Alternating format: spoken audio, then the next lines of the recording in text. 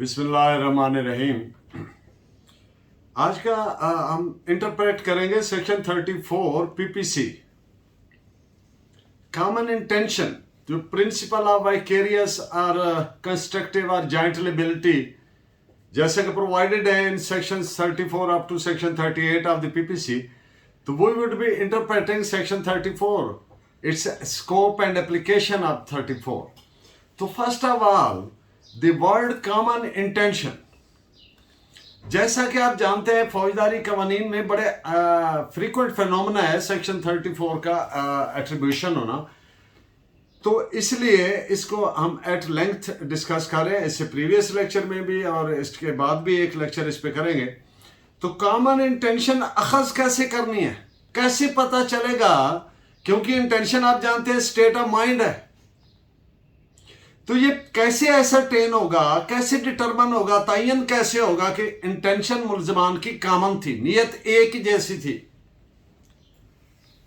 तो इसके लिए इसको एसरटेन करने जो act and conduct of the accused persons है, जो अमल है उनका, जो रवैया है उनका, और जो दीगर facts and circumstances of case है, यानी उस मामला के केस के दीगर तमाम हालात व वाक़यात, एक तो इनको सामने रखना है। मिसाल के तौर पर कि मुल्ज़िमान का इकट्ठे आना जाए वक़ूआ पर, उनके आने का अंदाज, उसके बाद वो किस डिटर्मिनेशन से, किस कंसर्न से, किस हम आहंगी से वो मुजरिमाना अफ़ाल कर रहे हैं। अच्छा, इसके अलावा उनमें से एक ने या एक से ज्यादा ने क्या क्या इंजरीज काज की।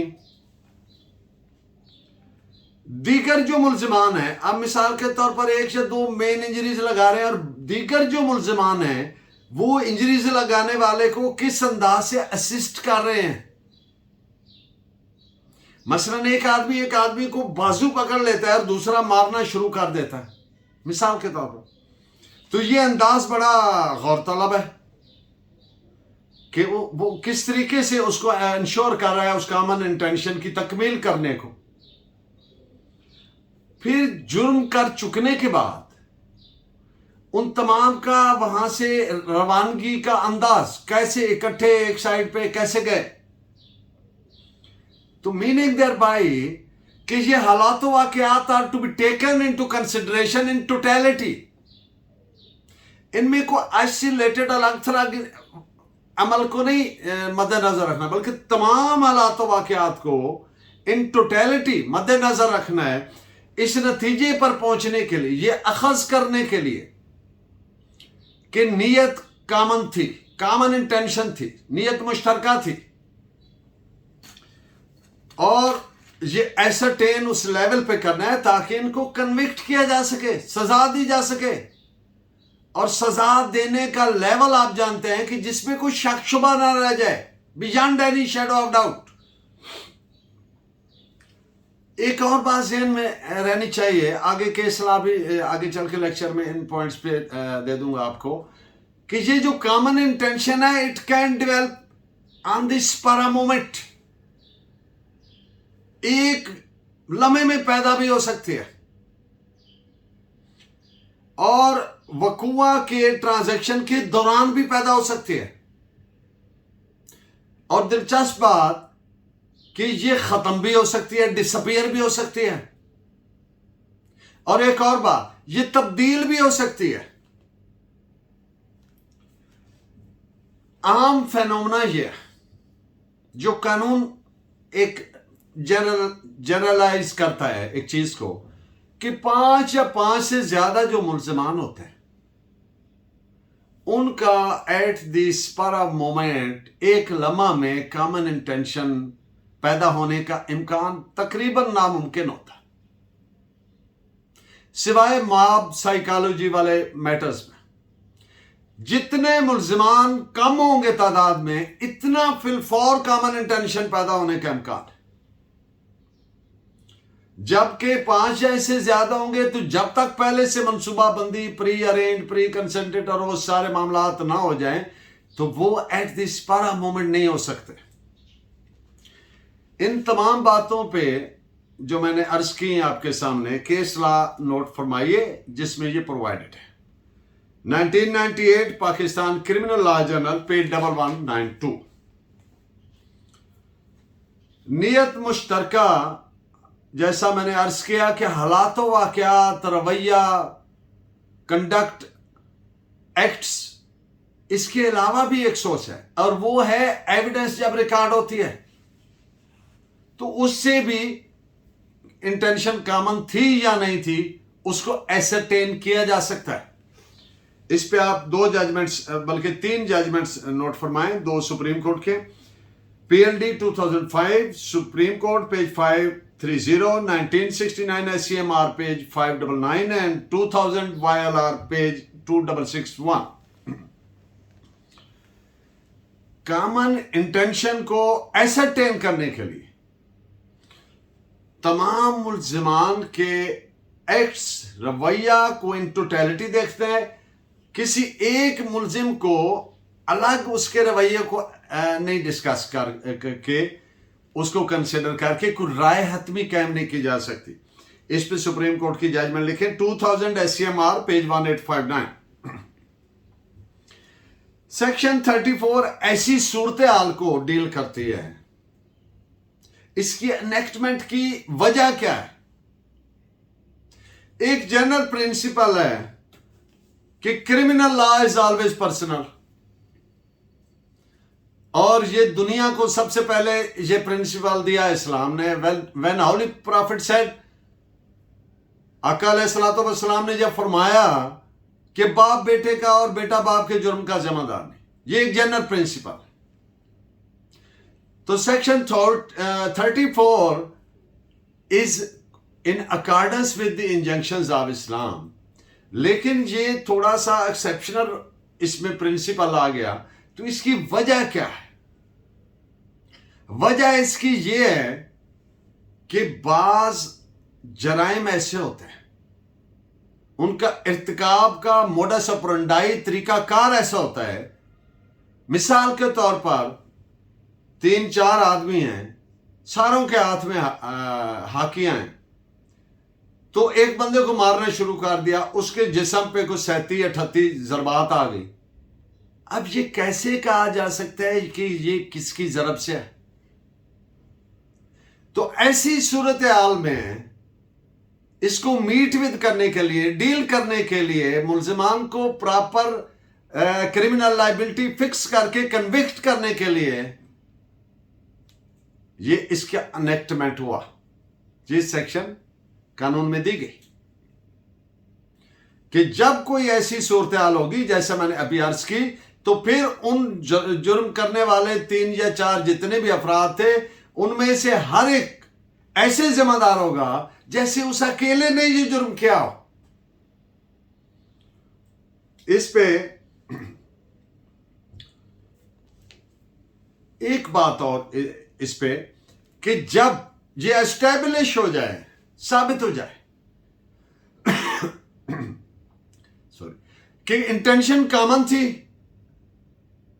और उनके acts were in furtherance of the common intention, तो फिर ये जो शमूलियत है उस एक्ट में, उसी वक्त at once section 34 stands applicable, gets attracted, लागू हो जाती। This is reported in 2 judgments. बड़ी डिटेल में इनमें ये सारी बातें, इससे अलावा भी काफी कुछ लिखा गया। AIR 1968 supreme court page 43 and PLD 2001 supreme court page 378। Section 34 attribute करने के लिए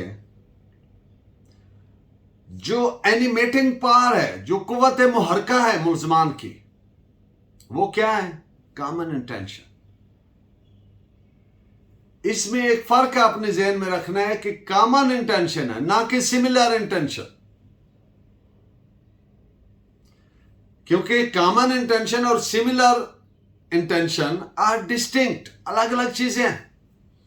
तो इस पे नोट फरमाएं judgment PLJ 1980 criminal case Karachi page 427।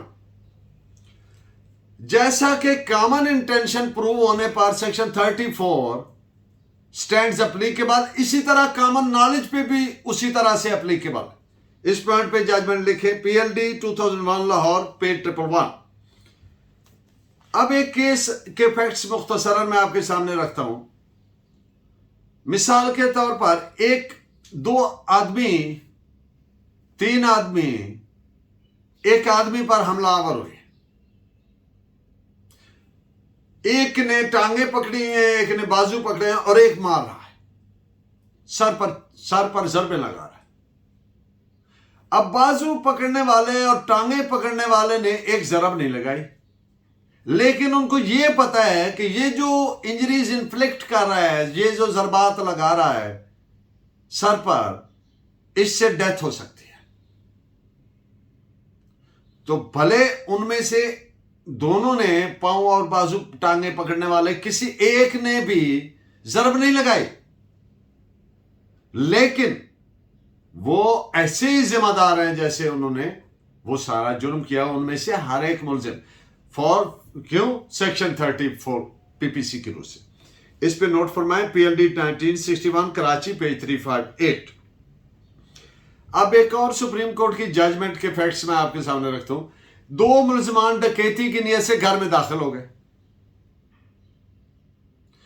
उनमें से एक मुलजिम ने फायर करके एक आदमी को जख्मी कर दिया। इनमेट्स जो घर के अंदर अफराद मौजूद थे उनमें से एक को, जबकि दूसरा, उसके बाद वो चीजें डकैती उठानी शुरू कर दी, जबकि दूसरा मुलजिम जो था उसने किसी को फायर नहीं मारा, लेकिन उसने गन पॉइंट को सारों को एक जगह पे कंट्रोल किए रखा कि डोंट मूव, मैं मार दूंगा। तो it was held by the supreme court कि वो दोनों वर हैविंग कॉमन इंटेंशन, लिहाजा उनको सजा सेक्शन 34 के तहत दी गई। This is reported as PLD 1964 Supreme court page 81। Charge frame फर्द जुर्म कॉमन इंटेंशन के केस में प्रॉपर तरीका जो फ्रेमिंग ऑफ चार्ज का है वो ये है कि जो प्रिंसिपल ऑफेंस है, मसलन 302 है फॉर इंस्टेंस, या 324 जो भी है, उसके साथ ही रेड विद किया जाए सेक्शन 34 को। ये जरूरी है इसलिए कि जो मुलजिम है वो ये ना कहे कि they have been got prejudiced, अपने डिफेंस में वो प्रेजुडिस फील ना करे। तो प्रॉपर फ्रेमिंग ऑफ चार्ज ये है कि ऑफेंस मेन के साथ सेक्शन 34 भी रेड विद किया जाए, मेंशन किया जाए। This is reported as AIR 1977 supreme court page 1084। जब ये साबित हो जाए कि जुर्म जो है वो कॉमन इंटेंशन से किया गया, तो इससे कतन कोई फर्क नहीं पड़ता कि किस मुलजिम ने क्या इंजरी काज की। It's immaterial as to which part was played by which one of the accused, इससे फर्क नहीं पड़ता। This is reported as 2000 YLR page 2861।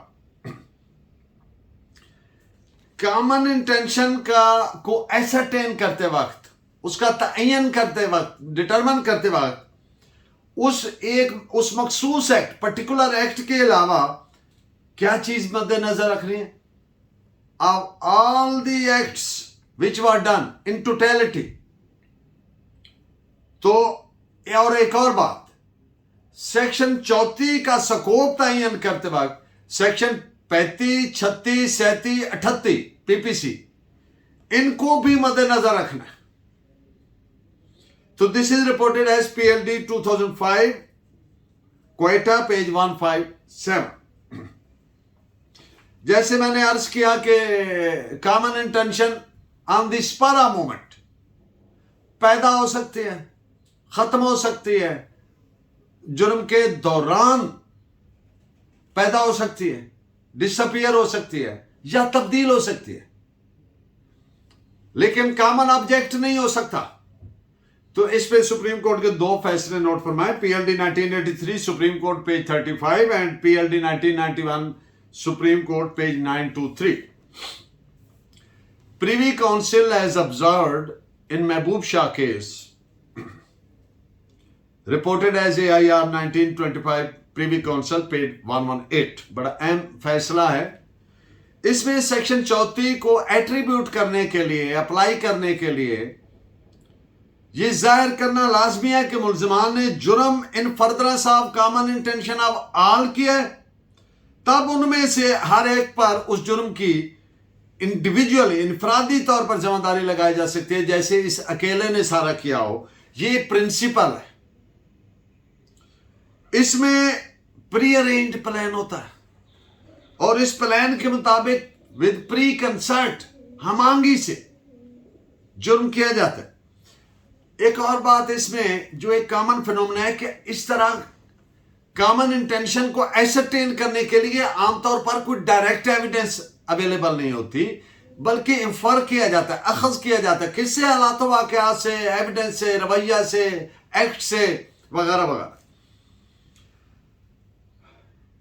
एक और बात, in the end of today's lecture, अगर हालातों वाकयात से ये साबित हो जाए कि कॉमन इंटेंशन नहीं थी मुल्जिमान की, तो फिर भी जो इंडिविजुअल जिसने वो जरब लगाई है, इंजरी काज की है, वो तो हर सूरत वो मुस्तजिब सजा होगा, culpable to, liable to be convicted होगा। This is reported as AIR 1977 supreme court page 1821।